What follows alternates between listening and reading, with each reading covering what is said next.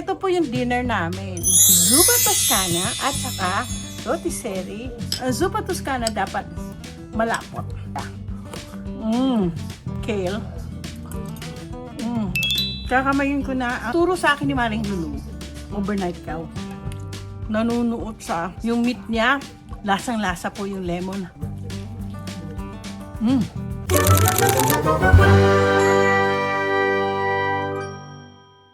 Okay, magandang gabi po sa inyo.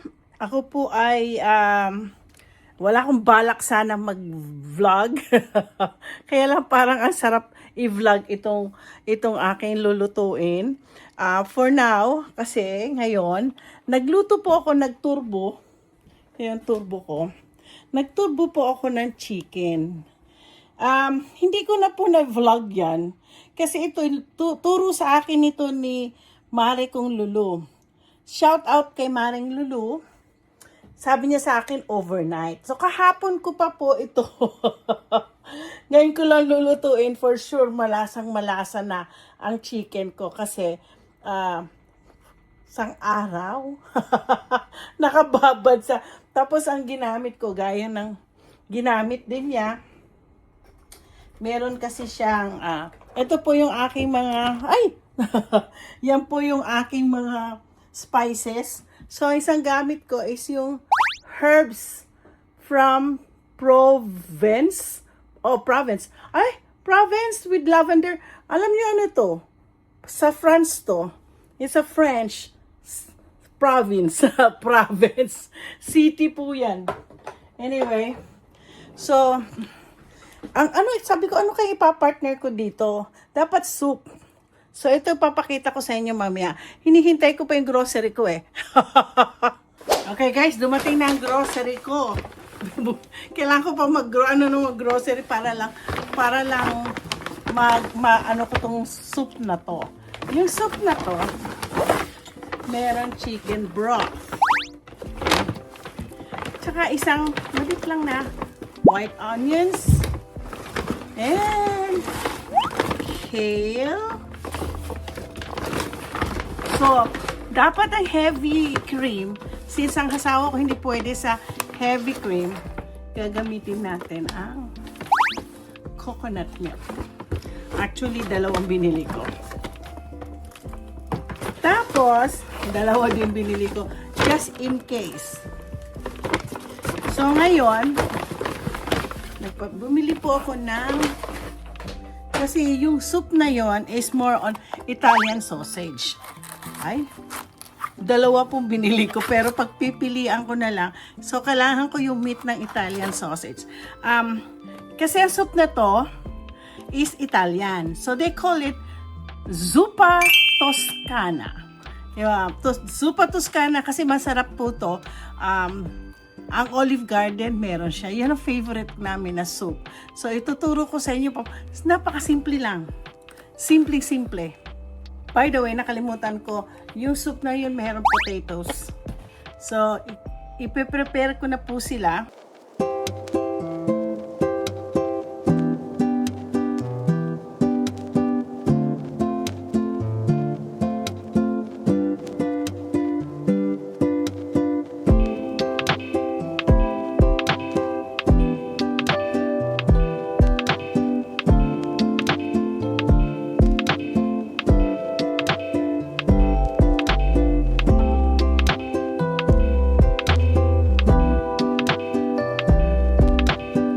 Okay guys, dalawang klase ang binili kong sausage. Isa pong mild, ito isang hot. Okay, pagsamahin na lang natin yan mamaya. Masakit ang mata ko dahil meron ako sibuyas. Lagay ko muna dyan ng sibuyas. So, kukuha ako ng dalawa dyan, dalawa dito. Ay. So, alam mo, subukan ho nyo to. Alam nyo, marami nang nag-a-attempt na gumawa nito lagi. Pero, sige lang. Ako din, gusto kong gawin to. So, ngayon, Itong gagamitin natin. Sausage lang to, Italian sausage. Masarap kasi ang Italian sausage kasi malasang, amoy na amoy. Kanina na nga natin. Chop-chopin natin. Naku, sinisipon po ako dahil sa sibuyas.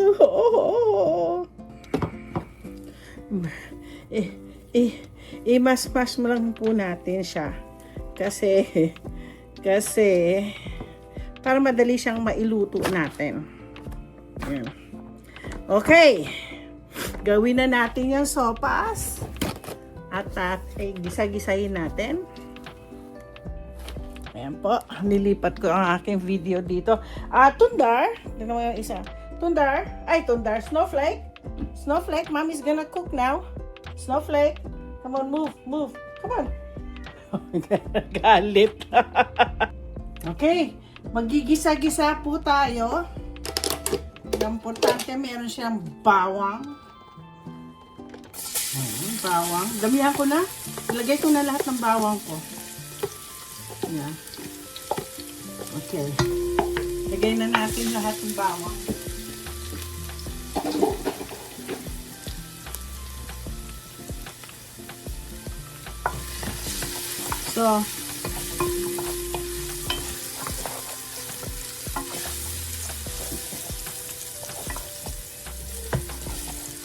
So mag-gisa-gisa po tayo.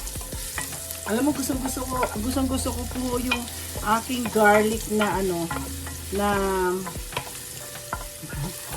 na toasted. Konti lang nilagay ko sa bawang. Ay, sibuyas. Dinamahan ko lang po. Yan. Yan. Yan. Okay.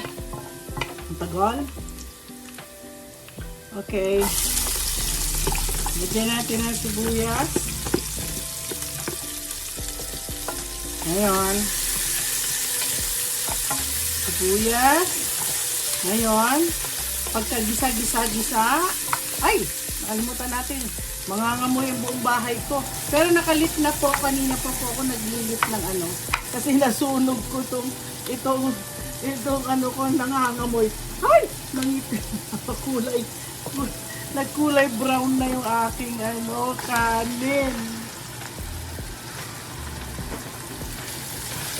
Okay. So, kailangan natin itong sausage na to.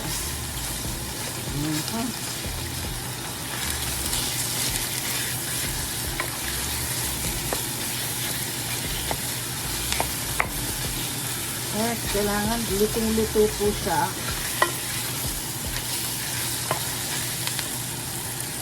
Tapos lalagay natin yung potatoes.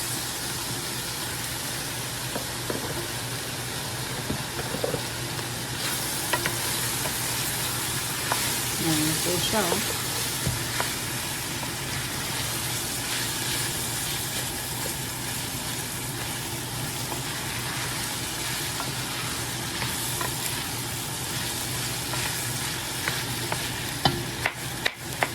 Hindi ko nalalagyan to ng chili flake kasi pinag-mix ko yung mild at saka hot na rin. So itong soup na to medyo hot siya. Okay. Bigyan na natin yung ating chicken stock. Alam mo, pinag-iisipan ko, anong difference na chicken stock sa chicken broth? No? Ano ko nga yan? Research ko. Mas masarap po kasi malasa na. Hindi ko na kailangan maglagay ng kung ano-ano pa dyan. Ay kulang. Ay mabuti pala, 2 binili ko. So kukunin ko na itong chicken broth.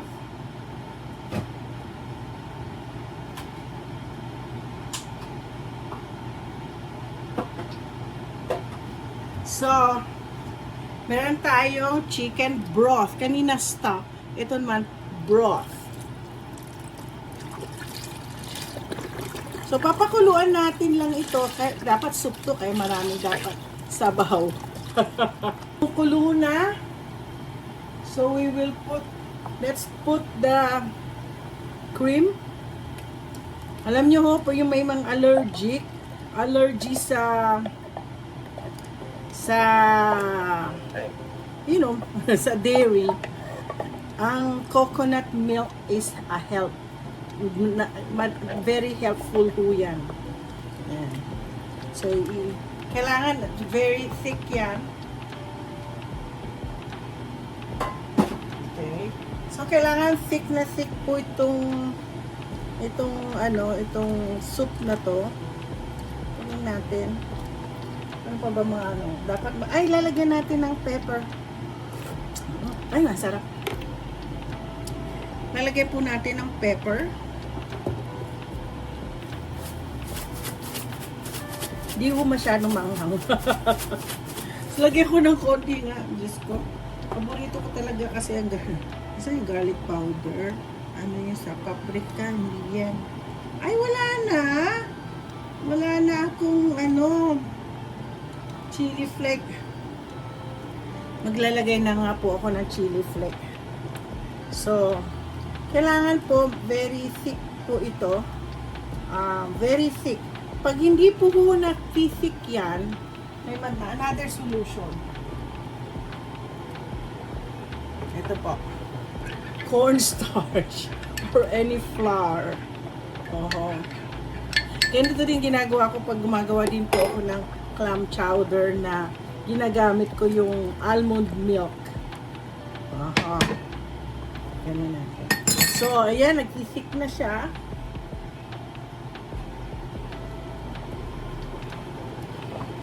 Yeah, very na siya.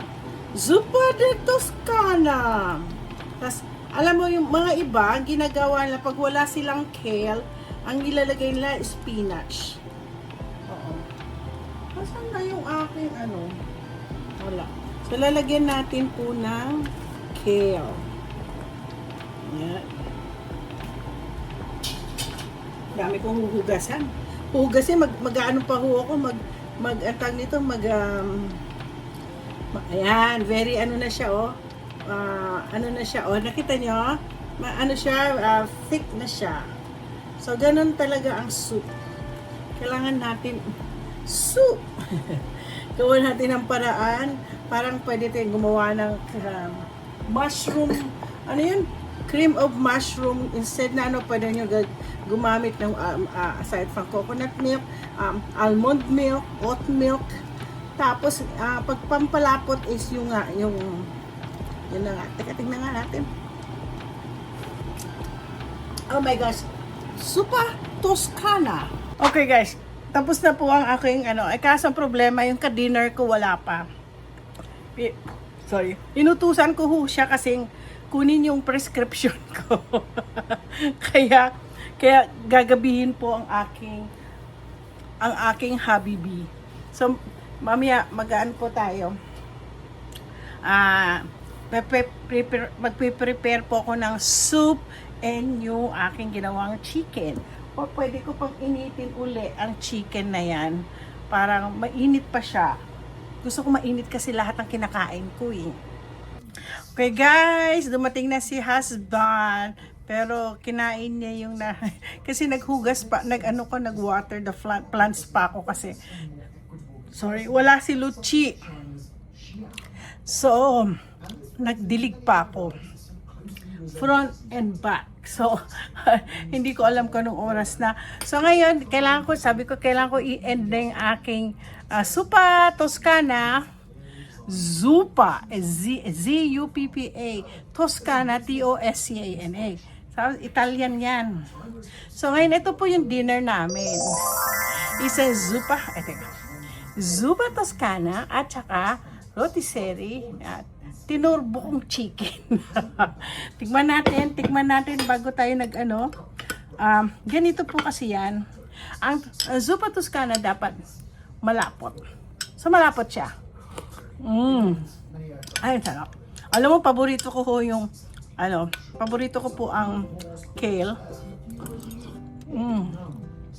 Again, masarap, madali lang po iluto. Pwede na rin siguro yung longganisa ninyo na malasa-lasa. Lagyan nyo na ng konting ano. Eto na, medyo maanghang na ngayon. Ngayon,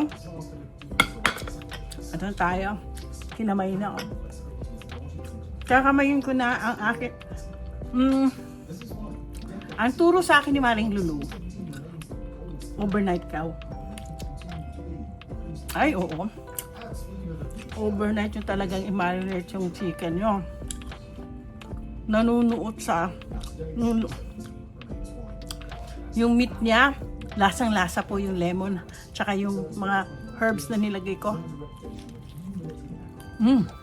Hindi lang yung sa skin dito ha, mismo yung